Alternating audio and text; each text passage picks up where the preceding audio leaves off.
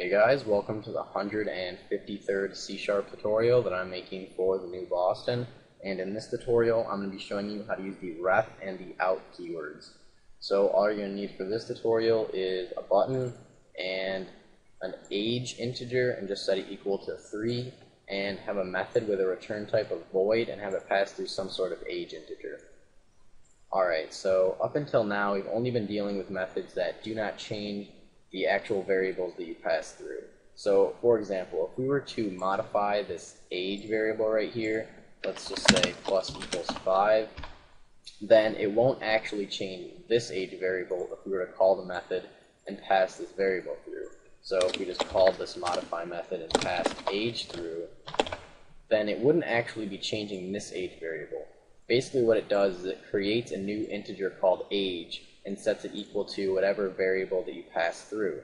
So if we were to pass through 5 right here, then it would create a new integer called age and set it equal to 5. But if we were to pass through age, it would set this integer age equal to this integer age, which is equal to 3. So this basically just represents 3. And then if we were to modify this variable, it won't change this variable.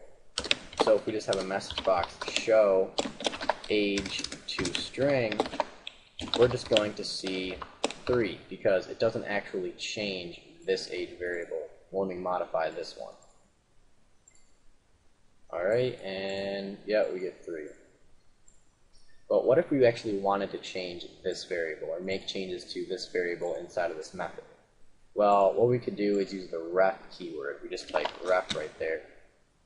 So now when we make changes to this variable, it will make changes to this variable. So instead of creating a new variable, basically what it does is it uses this variable instead. So whatever changes are made to this variable will be shown in this variable.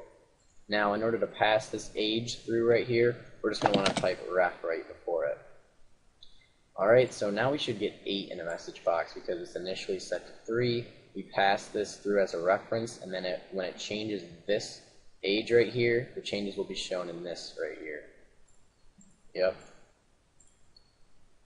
Alright, and whenever you're referencing some sort of variable, you need to make sure that it's actually set equal to something. So if we just have it right here and don't set it equal to something, we're going to get an error saying use of unassigned local variable age. That just means that it's not set equal to something.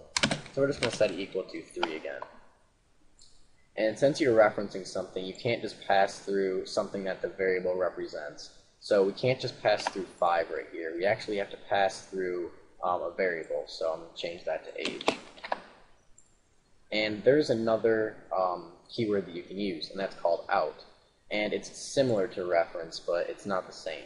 So if we were to say out string name right here, then we don't have to set name equal to something. We can just pass through an empty or a variable that isn't set equal to anything. So we could say string, I'll just call this name, I guess.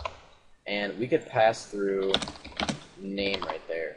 And we wouldn't have to set it equal to anything. See, there's no problems. However, when we use out, inside of our method, we must set this name equal to something. So if we set name equal to Adam inside of here, then the changes will be seen in this string Adam. So if we were to have a message box show with the name inside of it, we would get Adam, since whatever changes are made to this string will appear in this string, since we're using the out keyword. And again, whenever we're passing a variable through, we're going to have to say out in front of it. So let me just have name be displayed in here, and we should get Adam. Yep, 8 and Adam, because 8 is the age and this Adam is the name. Alright, so that's pretty much it for this tutorial on using the ref and the out keyword. So see you guys.